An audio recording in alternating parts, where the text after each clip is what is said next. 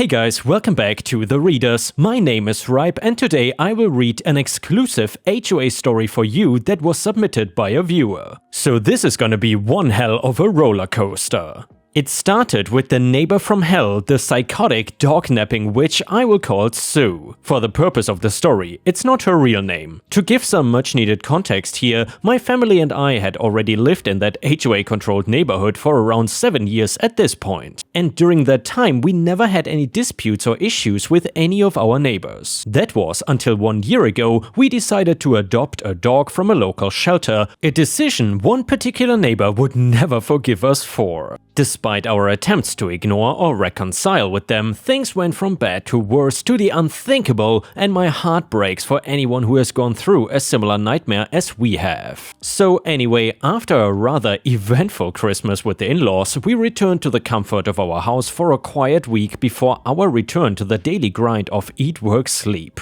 However, my partner had one last surprise for me when a very fluffy puppy greeted me at the front door. She explained that she knew I had wanted a dog since I was little, but my parents never let me, so she was happy to oblige despite her allergies. The first few months with Paws was the hardest, as any new parent may tell you, between the training and the adjustment to new surroundings. Luckily though, we all seemed to be getting along.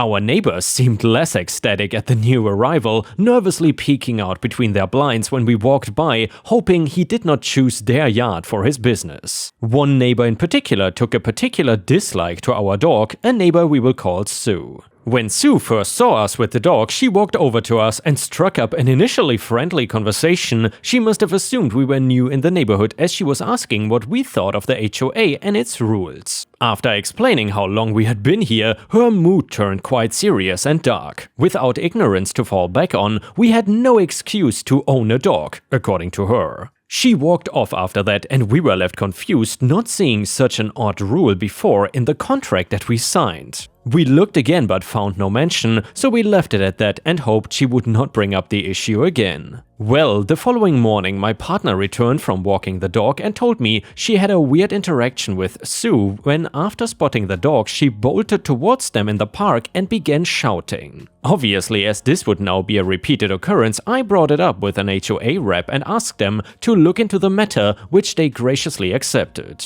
A few days later, I get a phone call to say that the neighbor won't be making any more trouble and it was all a misunderstanding. Later that same day, a knock at the door followed by shouts from a very disgruntled Sue, very pissed off that we had called on her. Not wishing to escalate the situation, we ignored the door until she gave up and stormed off, not after her usual demands though of removing the dog and no dogs in this HOA. The next morning we both had to go out and run errands, something we had to leave our dog at home for, but we felt safe and assured that we would be back soon anyway. No big deal, right? Well, 2 hours later we are driving down our street and notice a squad car parked on the sidewalk by our house. Pulling into the driveway, we noticed the gate to our backyard busted off its hinges and a few curious neighbors had gathered nearby. The officer got out of his car to say that he had been called out to investigate criminal damage tipped off by a neighbor, but when he got there he noticed something more. Following him around the back, we found shards of glass scattered over the patio from a broken door pane that was left ajar. He immediately darted inside, remembering what we had left inside.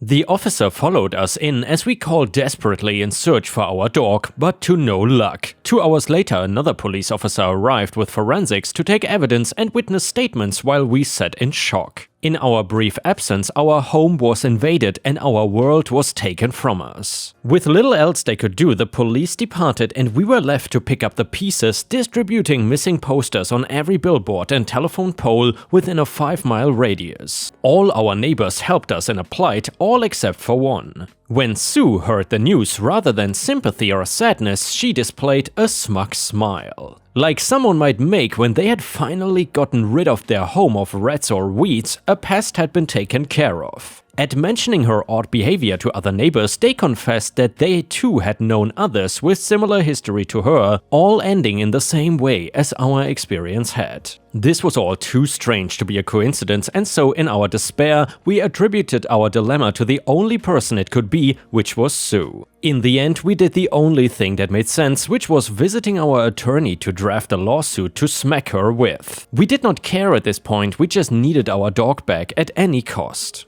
While I would have loved nothing more than to kick in her door myself and take matters into my own hands, I knew that doing so would only give her grounds to put me in jail instead. So through gritted teeth, I patiently endured. 2 painfully long days later, Sue was handed the notice from our attorney directly, with the short but clear message of return the pets or go to jail. A message we saw her promptly ignore and shred into pieces, but luckily for us, that helped us as well. With an anonymous tip sent to the police, they pulled her van over to find a bunch of suspicious animal cages in the back and a very shaky alibi for our break-in. They then investigated further at her house with a warrant and were quickly able to piece it all together, arresting her on the spot and hauling her off to the nearest station. After her arrest, her attorney approached us for a plea deal, but we had no interest in second chances, ignoring her request like she did ours. Following a very short trial, she ended up in jail on the charges of harassment, animal abuse, and break-in. And by the way, guys, I had to censor some other stuff there because that would identify the personal private information of OP, which I don't really want. Anyway, the judge generously said they would reduce her sentence if she recovered all the pets she had stolen and sold online, which she did not manage, sadly. I did, however, get back my dog, so while it was not a happy ending for everyone, Sue was punished and we were able to move on. And yeah, dear subscribers, I gotta say, it makes sense that HOAs, or at least some of them, are against dogs, because dogs are usually very good at spotting bad people. From my experience, a dog can kind of sense when he is confronted with a bad person, so maybe that's why these HOA maniacs don't like dogs. Anyway, the next one is titled, They Stole My Parking Space.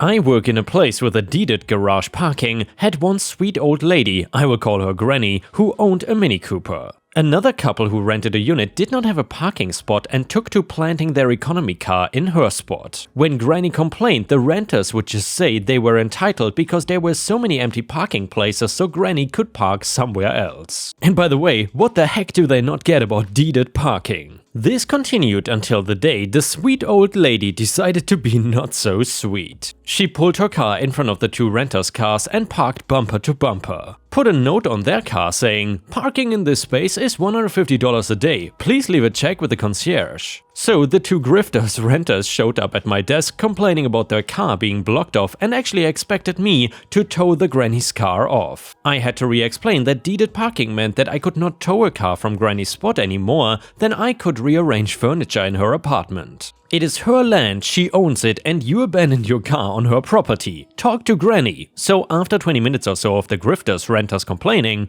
I called Granny even though it was early in the morning. She came down to the desk in her housecoat and slippers with her dog in tow. They begged her to move her car. Granny told them it would be $150, leave the check with the concierge. They kept complaining. Then she told them it would be an extra $50 for waking her up in the morning because they claimed an emergency. Then they asked her how long before she left the garage, and Granny told them, "Dearies, I'm retired. I will leave my spot when I am ready, and the price just went up to $150 a day plus $50 for waking me, and that will be in cash. Leave the envelope with the concierge. I'm walking my dog and I will move my car when I have your rental fee in hand." So not only did the renters not park in her spot, but word got around and I didn't have to deal with that issue for another 2 years. And then the next one is titled, Never Photograph My Kids. I almost forgot about this, and it's a thing of marvelous beauty. So a few years ago I was living in an apartment complex near Charleston, SC. My downstairs neighbor was a nurse and had her 2 kids living with her as well as her girlfriend. She was going through a nasty divorce with her ex-husband. The ex-husband did not like her having a girlfriend around his and her kids, so he hired a private investigator to take pictures of the couple together.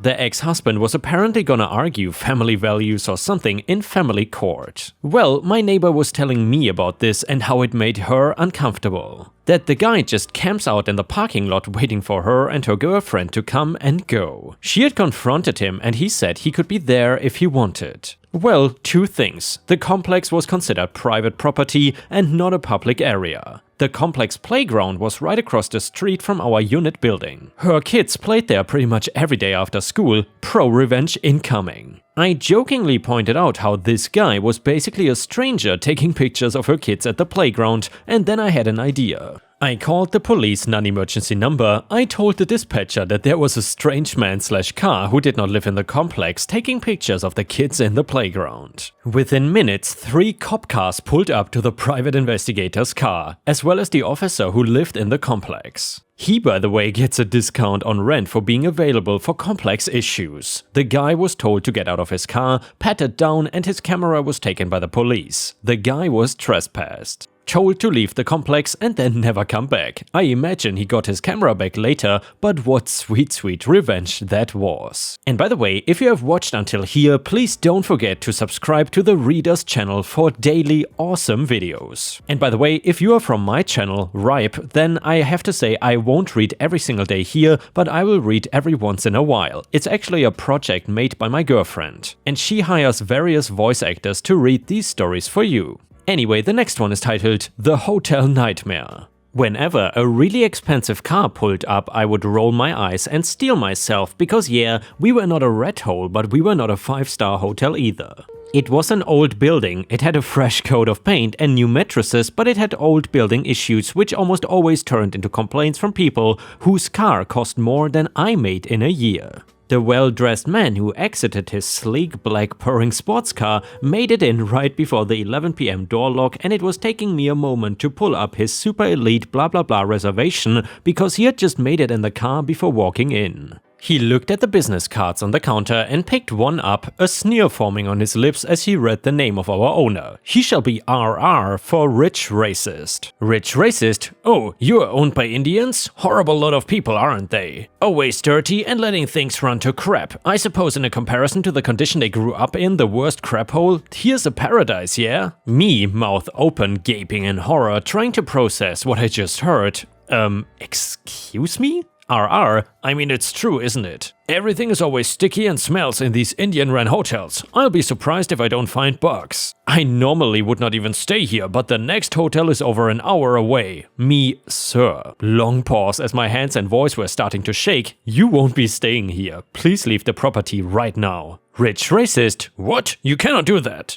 I got a reservation and I'm an Elite Jerk member. Me, I've cancelled your reservation. Elite Jerk means you won't be charged a fee. We reserve the right to refuse service to anyone. Get off my hotel now, douchebag. RR, I want to speak to your manager. Call them right now. After 10 PM, I am the manager. I could call my owner, the Indian, and tell him what you said. Would you like that instead? To tell him what you think of him and ask him to do you a favor? I could see this sinking into his face, but then it snapped back into entitled rage. Rich douchebag, I'm gonna call the hotel customer service. They will hear about this. Me, oh yes, they will. I'm gonna call them right now myself, right after you get off my property, or I'm going to call the police first. I pick up the cordless phone with rage tears brimming in my eyes. I hate that I cry when I'm angry. Get out! As if it was some kind of magic spell. And it worked. He left in a huff and squealing tires, and I called our rewards program to preempt his incoming complaint. Then I texted the owner with just, got some stuff to talk to you about when you wake up, nothing important. I was jittery and shaking from adrenaline for a while. This was one of my moments that I'm really proud of myself for doing the right thing. A counterbalance story for me beating myself up in my other post. And yes,